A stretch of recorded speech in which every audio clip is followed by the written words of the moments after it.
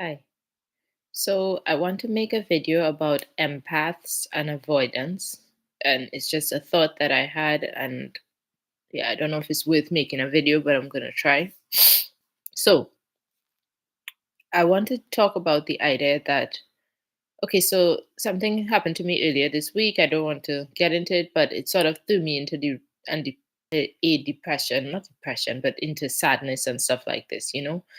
And I've had other experiences in life similar where like very small things throw me off, like so somebody blocked me on the internet that this week that was what it was, and it really affect me. It totally affect my whole mood. I was crying all day yesterday. I couldn't like stop crying. I was just in bed crying because somebody blocked me for a reason that I don't think was justified. As in, I don't think that I did something wrong. It was a misunderstanding. But anyway, um, the then like I can give instances of times which threw me into really deep depressions, as in I'm talking month-long depressions where I couldn't function and stuff.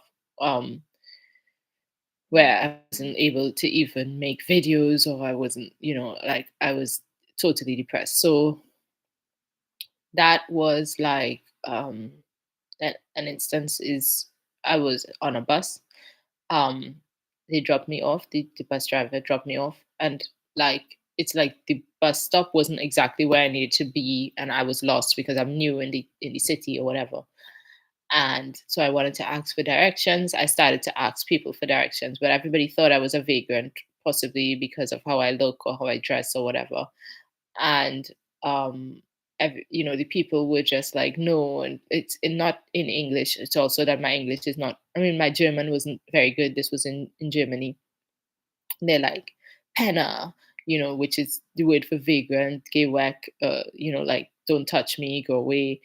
um and so I was treated like that by people who I was trying to ask for help or directions, and it really hurt my feelings. Ended up crying, went into a total state of depression, couldn't leave the house for really long, and so on. Another instance, something that also threw me into months long depression, was I tried to buy something online, and literally I'm the buyer, they're the seller. But the person thought that I was like a scammer or something. Note that my name on Facebook is something very strange or sort of like Africanish or whatever. So it's not even a real name really if you look at it. So I think this kind of throws people off. The other thing is that I'm dealing with people in a language that's not my own and stuff like this. So they, of course, have their weird suspicions. This person treated me really badly, though. They told me to meet them at a place. I went. It wasn't the right place. They then had to wait. Then they came to then take me to the place, which was their home or whatever. They didn't want to give me their real address because they were sus. Then before we even got in where I could see the item or whatever, they asked me to give them the money. As in, like I should just give them my money without even seeing the item, without anything like. So they were very suspicious and treated me really poorly. And it's also just the way they treated me. I didn't give them the money. I left, but I went into a serious depression after that because of how I was treated. I felt hurt. And I think so. I'm making this video to talk about the idea that, like, it's a cycle I actually want to explain between what I think is empaths, avoidance, and so on. And what I'm saying is that, like, I think what happens is that you have to remember me. I've spoken about myself on this channel before. So I come from the Caribbean. I come from like a very whatever was my upbringing, I was extremely sheltered. I grew up within a family, within my family home. Within that home, we were people who had, let's say, more money than others. Not like we were majorly rich or something. It's not like we were rich, but we had more means. We had a home, a big home. We had more means than a lot of the people around us. And a lot of those people needed the help of my family. These are family members, but they still needed the help of my family, relied on my family, stayed with us within the home. and we helped them and so on. So this created a communal setting in which I was cherished, treated well, never discriminated against, and I felt very comfortable. And I was treated so well that I was probably not prepared for the world. I was treated too well as a child. So I was not prepared for the hardships of people being mean, of the real world, right? So then I come out into the real world and I'm treated like this. And I don't know. It just like it creates sort of like I'm being stabbed all the time. I'm being hurt. I'm being stabbed, like they're just treating me terribly and I don't know why or what to do. So I think this sort of creates like somebody feels like they're an empath. So I have the feeling like I'm just this really soft. Also, I consider myself to be a good person. I always help people. I'm always kind. I never talk down to people. I mean, I treat people well. Even if online I have met people who are scammers, I'm like really always nice to scammers. Literally, I don't know if I explained. I try to make a million channels, so my thoughts are all over YouTube, unfortunately. But on another channel, I probably explained. So I said, this happened to me. Where I'm from, I'm trying to buy a home where I'm from, and I was looking for a lawyer. Met, I asked online for a lawyer. Somebody came back with like a flyer advertising that he does exactly the thing that I'm looking for, and so on. Contacted the person saying they say they have a law firm. No, this is in the island that I'm from. So they ended up talking to this guy for a long time, like he's talking, selling me his services, and I totally believed him in the beginning because he sounded so sure of himself, like he knew everything and stuff like that. We made an arrangement, we made like what would be the billing, how much I owe him and stuff like that for the work that he's going to do. So then I was like, okay, I'll pay you once the work is done. Great. Do start it. Once you do this step, then I will pay you. Now the funny thing is, if that guy had just said, okay, done some kind of fake work in the background, I probably would have paid him. But anyway, he was like, no, you have to pay upfront. So I'm like, okay, you have to pay upfront. I didn't even know. Now, the truth is, lawyers do take money upfront, but I didn't know at the time because it was the first one who I was speaking to, right? Now, he's like, I gotta pay upfront.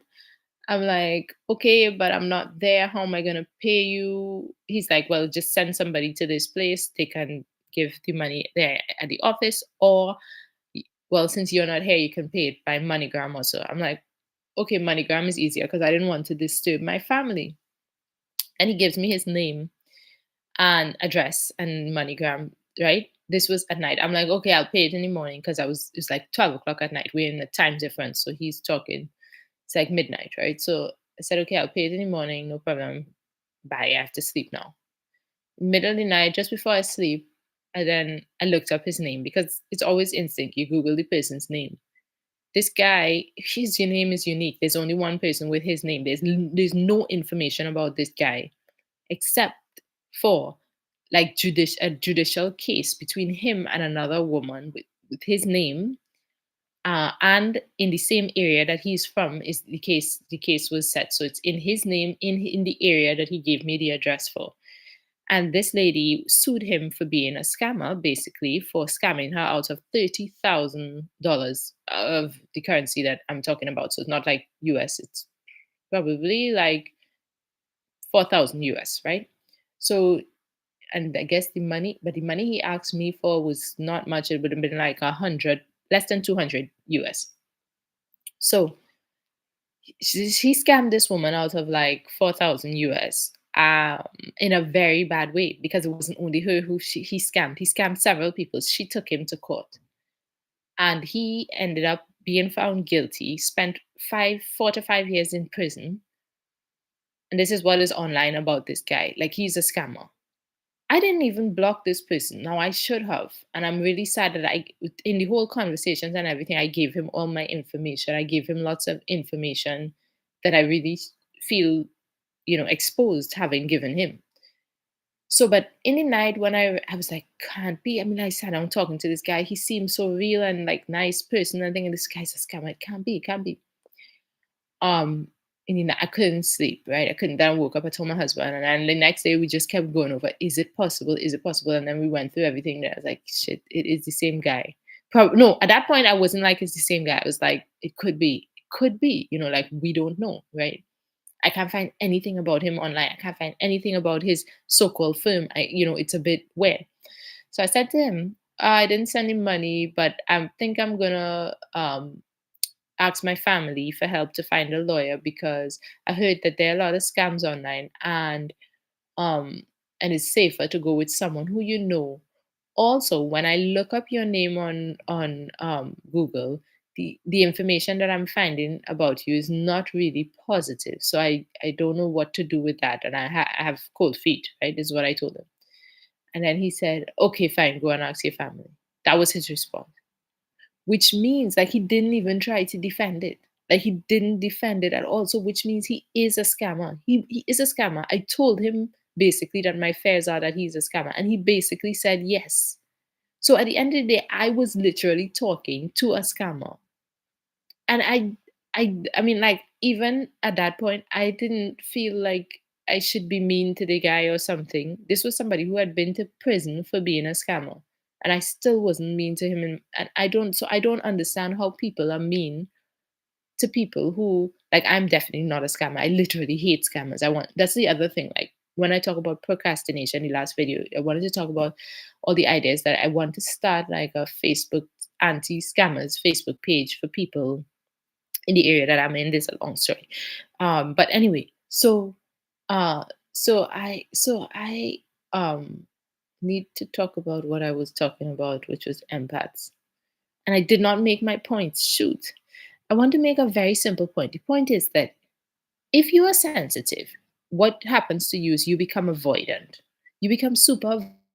You tell yourself, if you stay away from people who people in general, like if I just stay in my house, which is what I do, if I just stay in my house or don't talk to anybody online, just stay away from people, then I don't get hurt. If I don't get hurt, then I don't fall into depression. But the problem is the fact that I'm too sensitive, right? But I can't fix that. So I say the solution to it is to avoid. So I become an avoidant and I avoid everybody. But the problem is that that reinforces the sensitivity. Because the more I stay away from people, the more sensitive I get. Because when I isolate, what happens is that I don't get hurt, but it also makes every other social interaction after that amplified. Because it's like I haven't been talking to people for so long that every small interaction with another human means so much to me. It means like the world to me. And therefore, I end up getting more hurt. You understand? And so that's what I just wanted to highlight, that I think that that cycle exists where empath behavior ends up, or sensitivity causes avoidance, and avoidance causes sensitivity. And it's just this sort of loop. Like I'm too sensitive, therefore I become avoidant. I become avoidant, therefore I become too sensitive. And I don't know how to escape that loop.